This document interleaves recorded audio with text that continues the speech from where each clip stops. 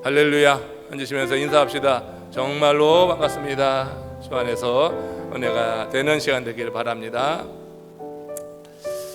지금 중국 우한시에서 아주 강력한 전염성을 가진 폐렴이 지금 창궐 하면서 전 세계가 지금 긴장 모드로 들어가 있습니다.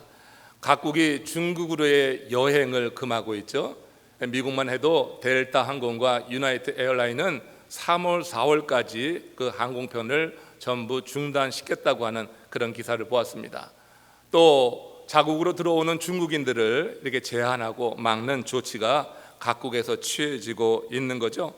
이런 와중에 우리 고국에서도 우한 폐렴 확진 판결을 받은 사람이 오늘로 15명이 되었다고 하는 기사를 보았습니다. 여러분, 이게 얼마 되는 것 같지 않지만 이걸 그냥 두면은 그것이 전염성이 너무 강하기 때문에 기하급수적으로 이렇게 번지게 되면서 나라 전체에 재앙이 될 수 있다고 하는 거예요. 우리나라에도 15명밖에 되지 않지만 벌써 2차 감염자, 3차 감염자가 나오게 되어서 보건당국이 긴장을 하고 있습니다. 눈에 보이지도 않는 그런 바이러스가 전 세계를 공포의 도가니로 몰아넣고 사람들에게 서로 의심하게 하고 거리를 두게 하는 그런 일을 보고 있어요. 무서운 얘기인데 고국에서는 엘리베이터 같은 밀폐된 공간에서 누군가 좀 심하게 기침을 하게 되면요, 한순간 같은 현상이 일어난대요. 엘리베이터에 있는 사람들이 다 숨을 쉬지 않는 거예요. 딱 숨을 멈추고 있다가 엘리베이터 문이 열릴 때 내릴 층도 아닌데 그냥 다 내려버린다고 하는 겁니다. 여러분, 이게 마스크 구입하는 것도 참 어려웠어요. 또 마스크를 구입하지 못한 사람은 비닐을 뒤집어 쓰고 다니고 있더라고요. 그렇지 않아도 살기 어려운데 손님들의 발걸음이 뚝 떨어져서 그래서 끊겨가지고 자영업자들이 정말로 한숨만 내쉬고 있다고 하는 그런 기사를 보면서 우리가 살아가는 삶의 현장에는 참 우환이 많다, 걱정이 많다, 근심이 많다. 이 세상살이가 그런 거구나 하는 생각을 해요. 꼭 우한 폐렴 때문에 우환이 있는 것이 아니라 우리의 인생은 그것이 없더라도 이런저런 일로 걱정, 염려가 끊이지 않는 인생입니다. 오늘 여러분은 어떤 삶을 지금 살고 계시는가요? 여러분, 평안하시다고 하면은 하나님께 감사하시기를 주의 이름으로 축원합니다. 오늘 예배하는 여러분들 마음에 평안함이 있다고 하면은 그건 굉장한 복이라고 아니할 수가 없는 거예요. 그렇기 때문에 내 심령이 평안하다 하면 하나님께 감사하시고, 또 여러분들 마음 가운데 걱정과 염려가 있다고 하면 오늘 말씀에 특별히 귀를 기울여 보시기 바랍니다. 오늘 말씀 속에서 우환이 끊이지 않는 이 세상에서 평안하게 사는 비결이 아주 간단히 소개되고 있다 생각이 들어서 이 말씀을 나누면서 각 심령이 평안할 뿐 아니라 우리 교회가 평안하고 하나님의 일을 이루는 믿음의 공동체 되기를 주의 이름으로 축원합니다. 오늘 본문 말씀 같이 읽겠습니다. 사도행전 9장 31절 말씀 합독합니다. 그리하여 온 유대와 갈릴리와 사마리아 교회가 평안하여 든든히 서가고 주를 경외함과 성령의 위로로 진행하여 수가 더 많아지더라. 여러분, 교회가 평안하다고 하는 것은요, 성도들의 삶이 평안하다고 하는 거예요. 교회가 평안하면 성도들이 평안해요. 교회는 곧 성도입니다. 여러분, 교회는 건물이 아니라 성도의 모임이 교회인 거예요. 그래서 여기서 교회가 평안하다고 하는 것은 다른 게 아니에요. 성도들이 평안하다고 하는 것입니다. 우리가 여러분 평안하게 될 때 교회도 평안해지고 교회가 평안할 때 우리의 삶의 평안이 깃드는 줄로 믿습니다. 자, 그러면 구체적으로 성도들이 언제 평안해지는가? 교회가 평안해지면이라고 이미 말씀드렸지만 좀 더 구체적으로 한번 살펴보면 세상 부귀 영화를 다 누린다고 사람이 평안을 느끼는 것이 아니라고 하는 거죠. 세상 부귀 영화는요, 편안한 삶을 보장하지만 평안한 삶을 보장하지는 않는 것입니다. 세상의 부귀 영화는 오히려 우리의 삶의 평안을 앗아가게 됩니다. 지킬 게 많은 사람은요, 평안하지가 않아요. 지킬 게 없는 사람이 평안한 거예요. 우스갯소리를 하는 얘기지만 강 건너 불굴경을 하면서 거지 아버지가 아들에게 말한 거예요. 아빠 잘 둬서 좋겠다. 염려하지 않아서, 걱정하지 않아서. 여러분, 태워질 불에 탈 그런 모든 재산이 없는 사람 평안한 거예요. 불이 나도. 우리 삶이 여러분 세상 부귀 영화가 이거로 인하여 삶이 평안한 게 아니다. 그 삶은 좀 편안할 뿐이에요. 그러나 이 평안이라고 하는 것은 하늘로부터 우리에게 임하는 것이기 때문에 세상 부귀 영화로 사람이 평안을 누릴 수는 없는 겁니다. 그래서 성도는요, 구원의 확신이 있을 때 평안을 경험하게 되는 줄로 믿습니다. 우리 삶에 구원의 확신이 있어야 되는 거예요. 오늘 본문에서 우리는 그걸 볼 수가 있어요. 앞뒤 내용 다 읽지 않았지만 이 본문을 중심으로 해서 전후의 내용 속에서 우리가 평안하려고 하면은 구원의 확신이라고 하는 것이 우리 심령에 분명히 뿌리 내려야지 되겠구나 하는 것을 깨닫게 됩니다. 유대와 갈릴리 사마리아 성도들이 평안하여 든든히 서게 된 것이 바로 이런 이유 때문이라고 하는 것입니다. 그렇다면 그들은 어떻게 그 구원의 확신을 가질 수 있었는가? 오늘 이 자리에 예배하신 여러분들 가운데 이 말씀을 듣지 않고도 구원의 확신이 있다고 하면 하나님께 찬양과 영광을 돌리시기를 주의 이름으로 축원합니다. 그러면 여러분 증거로서 여러분 마음 가운데 평안이 있냐고요. 말로만 구원의 확신이 있다고 하지 말고 내가 구원의 확신이 있기 때문에 내 심령에는 세상이 흔들 수 없는 이 평안이 내게 있습니다. 이렇게 여러분 증명돼야지 된다고 하는 거예요. 구원의 확신이 있다고 하면서 내 마음에 그렇게 아직까지도 요동치고 불안하고 걱정과 염려가 많고 우환이 많고 이런 것으로 인해서 삶이 여러분 그렇게 안정되지 못하다고 하면 그것이 구원의 확신이 있는 것이냐? 구원의 확신이 있으면 반드시 그 결과로서 심령의 평안함을 경험해야 될 줄로 믿습니다. 어떻게 이 구원의 확신을 가질 수 있는 것인가? 오늘 본문에는 그리하여 온 유대와 갈릴리와 사마리아와 교회가 평안하여 든든히 서가더라 했어요. 그리하여, 이 구절에서 중요한 단어, 주목해 봐야 될 단어가 그리하여라고 하는 거예요. 그리하여 평안해졌다고 하는 것이니까 그리하여라고 하는 이 접속사 앞의 내용에 대해서 여러분 이해를 해야지 되는 것입니다. 접속사 앞에 있는 내용을 통하여서 접속사 이후에 유대, 갈릴리, 사마리아 교회가 평안해졌다고 하는 거예요. 그러니까 이 접속사 이전의 내용이 과연 무엇이냐? 요약하면은 크리스천을 핍박하던 사울이 다메섹에서 부활하신 주님을 만난 이후에 회심을 하게 됩니다. 그리고 회심했는데 즉시 복음을 전하는 전도자로 그렇게 변화된 것이에요. 이 사건이 하나 있었고 또 이로 인하여서 이 사울이라고 하는 이가 동족이었던 유대 교인들에게 아주 큰 핍박을 받게 되는 그런 내용이 이 앞부분에 있게 됩니다. 여러분, 이 바울의 이 변화는 당시로서는 정말 믿기 어려운 놀라운 하나의 사건이었어요. 이 바울이 회심한다고 하는 것은 정말 생각지 못한 일이어서 그야말로 경천지동, 하늘이 놀라고 땅이 뒤집힐 만한 그런 대단한 사건이었던 것이에요. 여러분, 바울은 빌립보에 보낸 편지에서 자신이 어떤 사람인지 이렇게 밝힙니다. 빌립보 3장 5절에 보면은 나는 8일 만에 할례를 받고 이스라엘 족속이요 베냐민 지파요 히브리인 중에 히브리인이요 율법으로는 바리새인이요 이렇게 말했어요. 여러분 많이 들었던 이야기죠.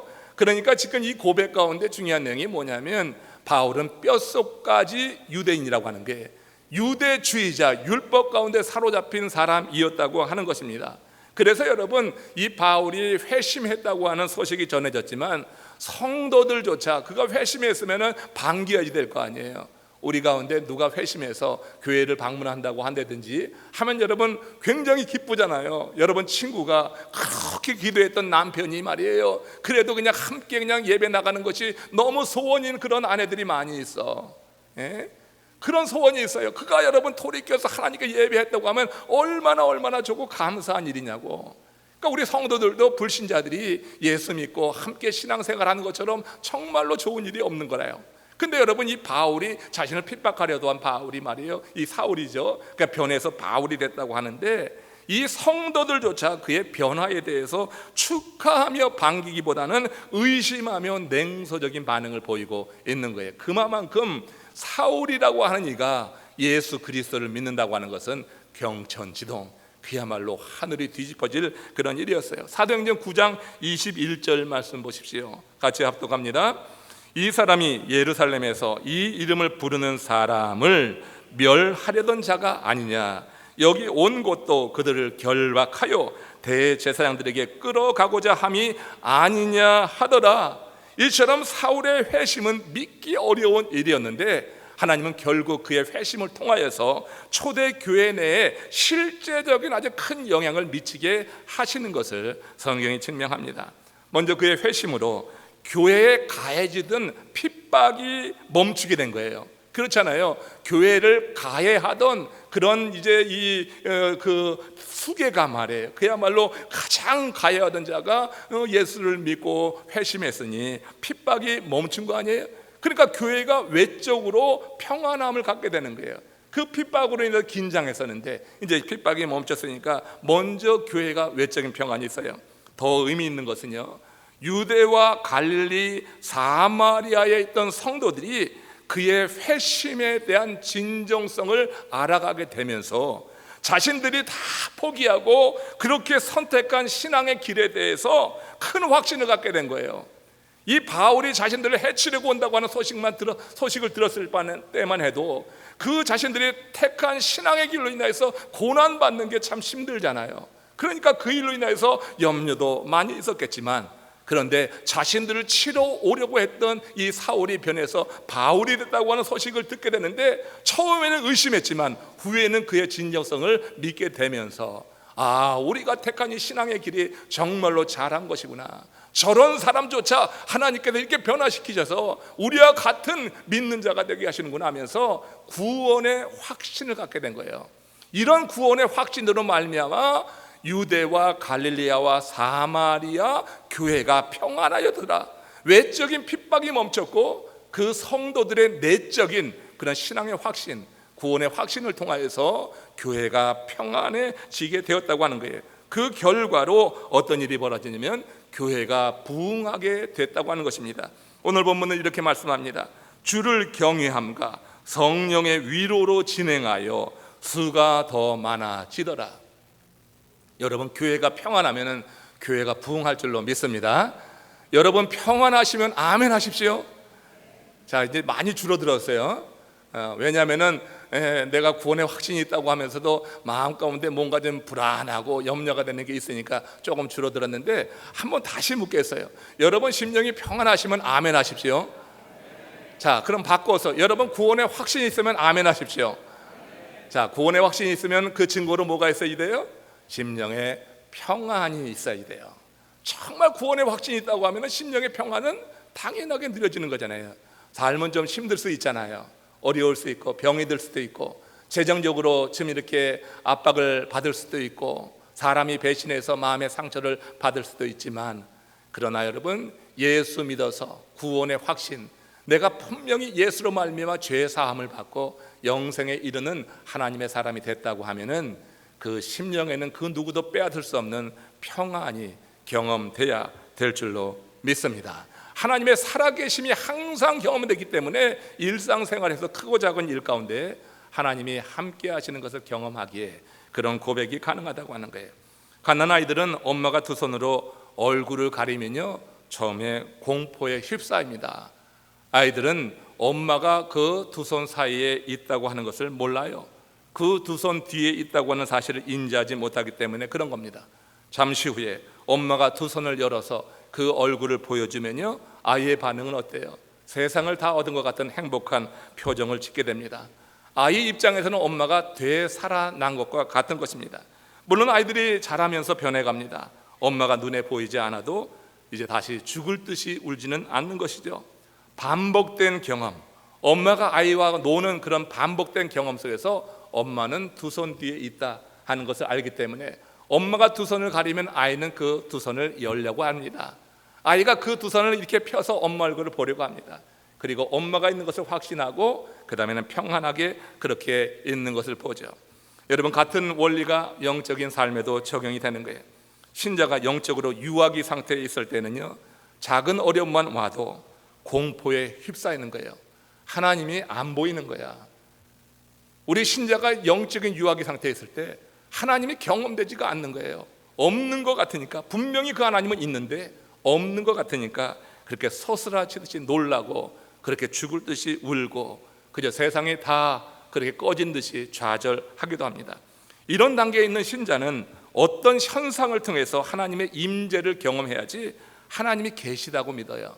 그러니까 여러분, 현상만 보고 하나님을 믿겠다고 하는 사람은 사실은 영적으로 상당히 낮은 단계에 있는 거예요. 신앙이 성숙된 신자는요, 하나님께서 매번 신비로운 사건을 보여주지 않더라도 하나님의 존재에 대해서 의심하지 않는 거예요. 여러분, 어떻게 매번 신비로운 사건을 그렇게 경험할 수 있겠어요? 성숙되면은 하나님은 그렇게 행하지도 않는 것이고, 그러나 신앙이 성숙한 사람들은 이 일 뒤에 하나님이 계시다, 두 손 뒤에 하나님이 계시다, 지금 하나님이 두 손으로 가린 것 같지만 그러나 두 손 뒤에 하나님이 계시다 하는 사실을 알기 때문에, 그러기 때문에 그런 일을 경험하면서도 평안을 유지할 수 있다고 하는 거예요. 그래서 인생을 살면서 크고 작은 어려움을 겪게 될 때라도 두려워하고만 있지 않고 하나님의 이름을 부른다고 하는 거예요. 이게 어떤 의미인가? 로마서 10장 11절에서 13절 말씀입니다. 하나님의 이름을 부른다고 하는 의미입니다. 시작. 성경에 이르되 누구든지 그를 믿는 자는 부끄러움을 당하지 아니하리라 하니 유대인이나 헬라인이나 차별이 없습니다. 한 분이신 주께서 모든 사람의 주가 되사 그를 부르는 모든 사람에게 부요하시도다. 누구든지 주의 이름을 부르는 자는 구원을 받으리라. 할렐루야. 누구든지예요.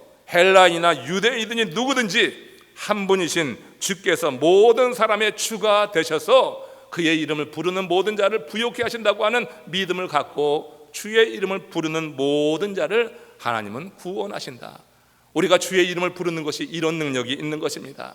이것은 믿음으로 물론 부를 때 이런 경험을 하는 거죠. 부요하신 하나님, 우리의 모든 삶 가운데 함께 하시는 그 하나님이 믿음으로 그 이름을 부를 때 경험될 수 있다고 하는 거예요. 이 유대와 갈릴리 사마리아 성도들은 사울의 변화를 통해서 하나님의 살아계심을 다시 한번 확신한 거예요.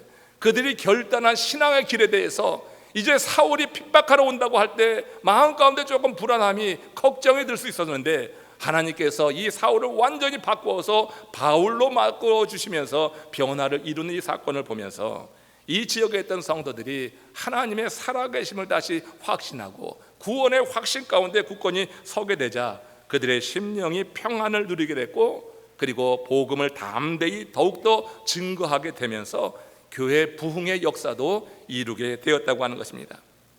한편 이 일 후에 하나님은 바울에게 바나바를 연결시켜 주신 겁니다. 이러면서 하나님께서 이 바울로 하여금 이방인의 사도로 사용하시는 것을 볼 수가 있어요. 바나바 없는 바울은 생각할 수 없을 정도로 바울의 인생에서 바나바는 중요한 역할을 했습니다. 바나바는 주의 사도들과 성도들이 바울의 회심에 대해서 처음에 의심했잖아요. 그렇게 의심을 했었단 말이에요. 그럴 때 이 바울의 수호 천사로 이 자천에서 나섰던 사람이 바나바예요. 당시 바나바는요, 전 재산을 사도들의 발 앞에 다 팔아다가 놓았던 최초의 사람이에요. 그러니까 초대 원시 공동체에서 자신의 모든 재산을 팔아서 사도들의 발 앞에 갖다 놓았던 자로 사도들의 신임이 대단했던 것입니다. 그런 바나바가 나서가지고 바울의 회심에 대해서 의심하는 그런 믿음의 공동체에 그의 회심의 진정성을 그렇게 대변한 거예요. 그가 나서서 증언한 것입니다. 그 내용을 사도행전 9장 27절에서 이렇게 볼 수가 있어요. 같이 합독하겠습니다. 바나바가 데리고 사도들에게 가서 그가 길에서 어떻게 주를 보았는지와 주께서 그에게 말씀하신 일과 다메섹에서 그가 어떻게 예수의 이름으로 담대히 말하였는지를 전하니라. 이 바나바에게 바울은 매우 중요한 역할을 했던 것입니다. 의심하는 공동체, 받아들이지 않는 거예요, 사울을. 그럴 때 바나바가 최선을 다해서 먼저 헌신한 사람으로 그 공동체로부터 신임을 얻고 있었기 때문에 신임을 얻는 바나바가 바울을 추천하니까, 그러니까 받게 된다고 하는 거예요. 여러분, 이 바울에게 바나바는 그런 인물이었다고 하는 거예요. 우리가 여러분, 이 바울에게 이 바나바가 이렇게 나서서 그를 도울 수 있었던 것은 바울의 진정성을 보았기 때문이고 그의 변화 속에 하나님의 역사를 보았기 때문이라고 하는 거예요. 바울과 바나바가 처음부터 잘하는 사람이 아니었다고 하는 거예요. 그런데 이 바나바가 볼 때 바울의 진정성이 있는 거예요. 그 변화의 진실성이 있는 것을 바나바가 알고 그렇게 초대교회 리더 그룹에 이 바울을 추천하게 된 것입니다. 몇 해 전에 여론조사 기관인 리서치에서 사회 연결망 조사라고 하는 것을 실시하고 발표한 적이 있었습니다. 사회 연결망 조사라고 하는 것이 뭐냐면 사람들과의 관계가 얼마나 밀착되어 있는가, 우리말에 한 달이 건너면 다 안다고 하는 그런 말이 있어요. 이것처럼 우리 고국에 있는 사람들이 5천만이라고 하면 이 사람들이 어떻게 밀접하게 연결되어 있는가, 그걸 조사한 거예요. 한국 사회는 몇 달이 건너면 다 아는 사회일까 했는데 그 조사의 결과 3.6명만 지나면은 그 온 우리 조국의 그런 모든 사람들을 다 아는 관계로 연결된다고 하는 거예요. 한예로 부산과 광주에 A, B 두 사람이 전혀 모르는 사람이라 할지라도 각각 3사람 혹은 4사람만 거치면은 서로 알게 되는 관계에 있다고 하는 것이에요. 여러분, 사람들은요 잘 모른다고 생각하면은 그냥 여러분 대강대강 지내게 됩니다. 막대하기도 해요. 자신보다 신분이 낮거나 또 힘이 없어 보이면은 무시하기도 합니다. 이게 인간의 관계 아니에요? 그런데 여러분, 이 조사를 통해서 우리가 생각하는 것은 세상 참 좁다 하는 이런 느낌이 먼저 오죠. 왜? 3사람, 4사람만 지나면 수천만 명이 서로 연결된다고 하는 거니까 참 여러분, 세상 좁다고 하는 말과 함께 정말 긴장하게 되는 거예요. 우리가 여러분 잘 모른다고 해서 막대하지만 3사람, 4사람 지나면 그 사람도 정말로 가까이 아는 사람이 될 수 있다고 하는 거예요. 우리가 여러분 그러기에 구원 얻은 하나님의 사람은 하나님의 크신 은혜 안에서 그 구원의 감동과 감격을 가지고 하나님께서 우리에게 붙여주신 그런 사람들에게 진정성을 가지고 대해야 될 줄로 믿습니다. 진심으로, 그야말로 여러분 진실한 마음으로 대해야지 대강 알 수 없는 사람이다, 나랑 상관없는 사람이라 해서 대강 대하고 무시하고 이랬다가는요 화를 당할 수 있다고 하는 생각을 해보는 거예요. 바울과 바나바는 그렇게 친밀한 관계에 있던 사람이 아니었어요. 그러나 여러분, 이 바나바가 바울의 그런 진실한 모습을 보면서 이제 자기가 나서서 말이에요, 아무도 환영하지 않는 그 공동체로 지금 이 바나바를 소개하면서 이끌어 드리는 것을 보게 되는 것입니다. 여러분, 바나바는 바울의 어떤 면을 보고 바울을 이처럼 신뢰했을까? 지금 진정성이라고 했는데 좀 더 구체적으로 그의 진정성에 대해서 이제 밝히는 말씀이 있어요. 바나바는 바울을 만나본 후 그의 삶에 일어난 구체적인 변화를 보았다고 했어요. 바울의 이런 변화는 바나바에게 적지 않은 충격을 준 것입니다. 그로 인해서 바울을 변증하게 된 것인데, 사흘간 눈이 멀었다가 눈이 열리는 경험을 이 사울이 하게 되죠. 그리고 하나님이 보내주신 아나니아를 통하여서 그 눈의 꺼풀이 비껴지게 되면서 다시 어떻게 해요? 다시 세상을 보게 되는 그 순간에 그때 이 사울이 한 일이 뭐냐면은 세례를 받는 거였어요. 눈이 열리자마자 그가 한 일은 세례를 받는 거예요. 여러분, 세례가 뭐 대단하냐 이렇게 말할 수 있고 생각할 수 있는지 모르지만 지금 세례 받는 것과 그 당시 세례 받는 것은 천양지 차이인 거예요. 세례는 곧 여러분 믿음의 고백이고 많은 사람 앞에서 자기가 예수를 믿는다고 하는 그와 같은 공표라고 하는 거예요. 그 일로 인하여서 세상의 모든 인연의 끈이 끊어질 수가 있고 자기가 이제까지 이루었던 모든 공동탑이 다 무너질 수가 있는 거예요. 세상에서 얻었던 명예도 권세도 물질도 다 날아갈 수가 있는 거예요. 근데 바울은 사흘간 눈이 멀었다가 하나님이 보내주신 아나니아를 통해서 눈이 열리는 이 경험 속에서 눈을 뜨고 가장 먼저 한 일이 세례받는 일이었단 말이에요. 모든 것을 걸었다고 하는 것으로 여러분 해석할 수 있는 거예요.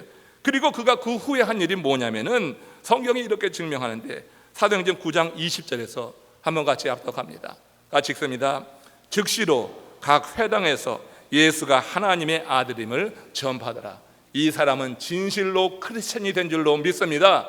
우리 크리스천들이 하는 일이 뭐예요? 예수가 하나님의 아들이라고 하는 것을 전하는 거예요. 예수가 하나님의 아들로 이 땅에 오셔서 우리의 죄를 대속하셨다고 하는 사실을 전하는 거예요. 그게 아주 간단한 거예요. 우리 크리스천의 삶의 목적은 예수가 하나님의 아들이다 하는 것을 증거하는 그런 삶이 되는 거예요. 예수가 하나님의 아들이라고 전하는 자들을 핍박하고 옥에 가두기 위해서 눈에 혈안이 돼가지고 그렇게 다메섹을 향해 나갔던 이가 지금 여러분 사흘 동안의 이 경험 속에서 완전히 변화된 거잖아요. 완전히 바뀌어서 이제는 자기가 어떻게 자기의 모든 것을 내걸고 즉시로 세례를 받고 즉시로 각 회당에 다니면서 예수가 하나님의 아들이심을 전파하는 사람이 되었다고 하는 거예요. 이런 글을 읽은 적이 있어요. 물건을 살 때 일입니다. 여러분 한번 잘 이해해 보세요. 이게 무슨 말인가? 사고 싶은 이유가 가격이라면 사지 말라. 망설이는 이유가 가격이라면 사라. 무슨 말인지 이해가 잘 안 돼서 여러분들 표정이 다양한데, 여러분, 사고 싶은 이유가 가격이라면 사지 말라. 사고 싶은 이유가 단지 싸다고 하다고 하면은 사지 말라고 하는 거예요. 싸기 때문에 사는 것은 그냥 한쪽에 그냥 짐으로 그렇게 쌓여지게 마련이에요. 근데 망설이는 이유가 가격이라고 하면은 그러면 사라는 얘기예요. 망설이는 이유, 내가 너무나 갖고 싶은데 가격이 다소 높다고 생각해서 망설인다고 하면, 내가 정말로 갖고 싶은 그 마음이 뜨겁다고 하면은 사라, 그런 얘기예요. 이는 확신과 관계되는 이야기입니다. 확신과 관계되는 이야기예요. 어떤 일에 확신이 서면은 주저하지 말고 실행에 옮기라고 하는 거예요. 단지 여러분 가격이 싸다고 해서 시경에 올리지 말고, 확신이 있으면은, 단지 많은 사람이 간다고 해서 그렇게 행하지 말고, 내가 확신이 있으면은, 내가 망설이는 게 가격이면은 조금 비싸더라도 사라. 여러분, 확신이 있으면 행하라고 하는 거예요. 바울은 부활하신 주님을 만난 후에 비싼 대가를 치르고라도 예수 그리스도를 사기를 원했던 거예요. 정말로 비싼 대가를 치른 거예요. 세례 자체가 비싼 대가를 치른 거고, 거기다가 예수가 하나님의 아들이라고 하는 것을 선포하는 것은요, 모든 것을 다 포기하는 거예요. 그러니까 그리스도라는 지식의 고상함을 터득하게 되면서 다른 것을 배설물로 여겼다고 하는 그의 고백이 진실된 거예요. 그건 그냥 말로만 한 게 아니라는 얘기예요. 그건 말의 고백이 아니라 실제로 회당으로 다니면서 자기와 함께 유대교에 빠져있던 사람들 앞에 어떤 화를 당할 것을 다 예상하면서도 예수가 하나님의 아들이라고 하는 것을 증거했으니, 그가 그 모든 것을 배설물로 여겼다고 하는 것이 진실된 거잖아요. 우리가 여러분 신실한 신앙생활을 한다고 하면서, 구원의 확신이 있다고 하면서도 실제로 우리의 삶 속에서 내가 확신 있는 이것을 내가 믿음으로 행하지 못하고 주저하고 그러다가 지나가는 데가 얼마나 많은지 몰라요. 포지셔닝이라고 하는 책이 있습니다. 이 책에서 이런 글귀를 읽어봅니다. 한 가지에 초점을 맞추고 나머지는 과감하게 포기하라고 하는 거예요. 저자가 강조하는 것은 하나의 핵심 메시지를 잘 선택해서 집중적으로 공략하는 것의 중요성을 말하는 것입니다. 저자는 모든 것이 빠르게 발전되고 진화되는 이 시대에는 상대의 마음을 파고들 수 있는 짧지만 함축적인 메시지를 전하는 사람이 성공한다고 하는 거예요. 그리고 나머지는 다 포기하라. 바울은 예수 그리스도 그 사흘의 경험 속에서 예수 그리스도를 만난 이후에 그는 붙잡을 거 하나 딱 붙잡고 초점을 맞췄어요. 그리고 나머지는 다 포기한 것입니다. 그렇기 때문에 세례를 받았고, 그렇기 때문에 예수는 그리스도라고 담대히 증거하는 그런 사람이 되었어요. 여러분, 놀라운 변화가 아닙니까? 당시 상황으로 볼 때 바울이 예수를 하나님의 아들이라고 선포하는 것은 그냥 죽기를 작정하는 것과 같은 거였습니다. 편안한 삶 살았던 사람이에요. 모든 것을 갖췄기 때문에 편안한 그런 삶을 살았던 사람이에요. 여러분, 편안한 삶을 살던 사람이 이렇게 내려놓는 것은 쉬운 게 아니에요. 그의 삶에 대단한 충격적인 어떤 경험이 있었다고 하는 것을 의미하는 거예요. 사람은 육신이 편안함에 길들어지면 그거 쉽게 포기하지 못합니다. 그런데 여러분, 이 바울은 그야말로 최고의 명예를 갖고 있었고, 권세를 갖고 있었고, 부를 갖고 있었고, 그리고 바리새파 중에 바리새인이요, 사람들의 존경도 얻는 사람이었어요. 그런데 그가 예수를 만난 다음에 사흘 동안의 변화가 이루어지는 거예요. 변화는 30년 동안 이루어지는 게 아니에요. 예수를 제대로 만나면 바로 그 순간에 터닝 포인트, 바로 180도 바뀌어질 수 있는 줄로 믿습니다. 하나님이 하시는 일이기 때문에 그런 거예요. 여러분, 하나님이 그 심령에 평안을 확 심어주시니까 이런 것을 다 내려놓고라도 그렇게 여러분 결단하고 나가는 거예요. 하나님이 주시는 평안이 없으면 불안해서 하겠어요? 이거 내가 다 이렇게 예수를 하나님의 아들이라고 선택했다가 고백했다가 어떤 화를 당할 건가 그런 염려만 있었다고 하면 그렇게 하겠냐고요. 근데 하나님께서 그 심령을 확 사로잡아 주시고 그 마음에 평안을 주시니까 육신의 편안함을 주던 것 내려놓고라도 이렇게 하나님이 주시는 평안의 기쁨과 감사와 가치를 알고 예수는 그리스도십니다, 하나님의 아들입니다, 이렇게 선포한 거예요. 사람들이요, 유대와 갈릴리와 사마리아에 있던 사람들이 처음에는 의심했어요. 아니, 저가 우리를 핍박하던 자인데, 여기 온 것도 우리를 잡으러 왔는데 우리가 어떻게 저를 받아들여요? 이렇게 여러분 의심하고 거부했어요. 그런데 진짜 이 바울이 회당마다 다니면서 그 사흘의 경험 이후에 회당마다 다니면서 하는 말이 예수는 하나님의 아들이라고 그렇게 말한단 말이에요. 그가 스스로 회심했다고 하는 말만 했으면 믿지 않았을 거예요. 계속해서 의심했을 거예요. 그러나 그가 다니면서 회당마다 예수 그리스도가 하나님의 아들이다 이렇게 증거하는 것을 보면서 갈릴리와 유대와 사마리아에 있는 성도들이 어떻게 해요? 야, 이 대단한 변화를 이루신 하나님을 찬양하면서 말이에요, 자신들이 택한 이 신앙에 대해서 확신을 갖게 되는 거예요. 그러니까 구원의 확신이 더욱더 뿌리 깊게 내려지게 되죠. 이러니까 성도가 구원의 확신을 갖게 되는 것은 평안으로 나타난다고 했어요. 그러니까 유대와 갈릴리와 사마리아 교회가 평안하여 든든히 서갔더라, 이 말씀이 있게 되는 거예요. 교회는 건물이 아닙니다. 교회는 성도입니다. 바로 여러분들입니다. 여러 성도님들이 평안하기를 주의 이름으로 축원합니다. 구원의 확신을 갖게 될 때 평안함이 우리 가운데 임하는 거예요. 바울의 삶에 이 놀라운 반전 드라마를 이루신 이는 우리 하나님 되십니다. 그리스도를 핍박하던 자를 변화시켜서 그것도 즉시로, 아주 즉시로 그분을 위해서 헌신하는 자로 만드는 이 기막힌 반전, 정말 놀랍지 않아요? 바나바는 바울의 이런 기막힌 변화를 보고 큰 감명을 받은 거예요. 이 기막힌 변화, 단순히 믿는다고 하는 것이 아니라 삶으로 증거된 이 변화를 보고 바나바가 큰 감동을 받아서 사람들의 눈총을 감내해 가면서까지 바나바를 데리고 사도 그룹에게 가서 그가 어떻게 주를 만났고 어떻게 삶이 변화됐고 그것을 증명하게 될 때 그 공동체에서 더 이상 밀어낼 수가 없는 거예요. 신임을 받는 바나바가 추천한 것이고 실제로 바울의 삶에 그 열매가 있었고 변화의 증거가 있는 것을 알고서는 그를 초대교회 이제 한 그런 믿음의 공동체 리더 그룹으로 받아들이는 것을 되는 것입니다. 그 바울은 기독교 역사에서 가장 위대한 인물이 되게 된 것이니까 바울에게 바나바라고 하는 한 사람의 역할은 대단한 거예요. 저는 여러분이 바나바의 이 역할을 보면서 여러 성도님들이 바로 그렇게 누군가에게 바나바가 되기를 주의 이름으로 축원합니다. 우리 교회에 바나바 사역도 있는데 바나바 사역의 주관으로 다음 이제 23일에 함께 또 우리 새교 환영회도 갖게 되겠지만, 여러분 바나바의 역할, 내가 바울만 되려고 하는 것은 너무나 두려운 일이 될 수 있어. 그러나 바나바는 될 수 있을 거예요. 아마 바울 같은 사람은 정말 특별한 사람입니다. 하나님이 아주 강권적으로 택하기 위해서 그가 스스로 어떤 고백한 것도 아니고 아주 그를 거꾸로 들여 놓아가지고 그냥 다리 몽둥이를 부러뜨려 가지고 그야말로 하나님께서 쓰신 사람이니까 아주 특별한 사람이에요.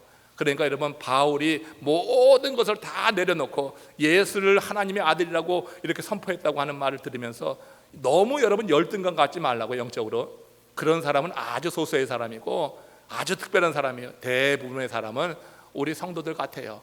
그러니까 예수 그리스도 믿는 믿음 가지고 주어진 삶의 현장에서 작은 선을 행하고 하나님의 일에 참여하는 기쁨을 누리며 이렇게 살아가는 것 여러분 좋습니다.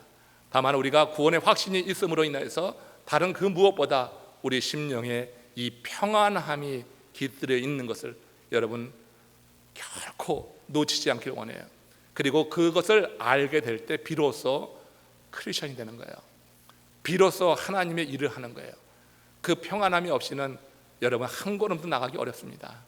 우리가 세상적으로 갖춰서 나가는 게 아니에요. 믿음의 길은 하나님이 주시는 이 평안함으로, 그래서 여러분 한 걸음 내딛게 되는 거예요. 타이타닉호가 침몰할 때 갑판에서 합주 현악 연주단이 연주한 노래의 제목이 네 주를 가까이 하게 하면입니다. 사람들은 물에 다 빠져 죽죠. 영화라 좀 각색하고 극적으로 표현돼서 더 감동이 되었지만 여러분 그거 실증에 의해서 그렇게 고증된 그런 사건 아니에요. 사람들이 죽어가는, 물에 빠져 들어가는, 그래서 한 사람 두 사람 그렇게 익사하는 현장에서 이 현악 연주단이 거기서 네 주를 가까이 하게 하면 이 연주를 합니다. 여러분 어떻게 생각하세요? 그런 혼란에, 그런 아우성이 치는 그 현장 가운데서 이 연주를 할 수 있다고 하는 것은 저는 그들 마음 가운데 평안이 있었다 하는 생각을 합니다. 그렇지 않고서 어떻게 연주가 되겠어요? 그 연주가 어떻게 아름다운 하모니를 만들어내겠어요? 두렵고 떨린 마음으로 연주할 때 그것이 누구에게 감동을 주겠어요? 그런 상황 속에서 그런 연주를 한다고 하는 것은 그들을 하나님께서 사로잡으셔서 하나님께서 평안을 주신 거다. 우리 삶이 여러분 혼란스럽습니다. 걱정 염려 많이 있고 인생을 흔드는 내 삶의 밑둥이를 완전히 그렇게 흔들어버리는 사건이 우리 삶 속에 있습니다.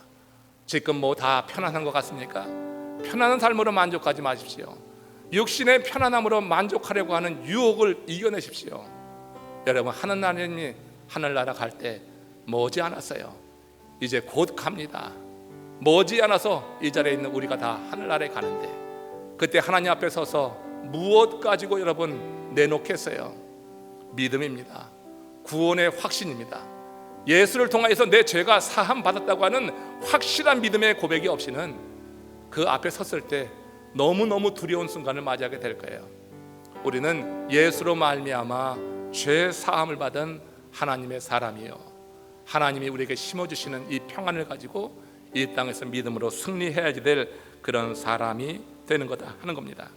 평생의 소원이 늘 찬송하면서 주께도 나가는 것이 되시기를 주의 이름으로 축원합니다.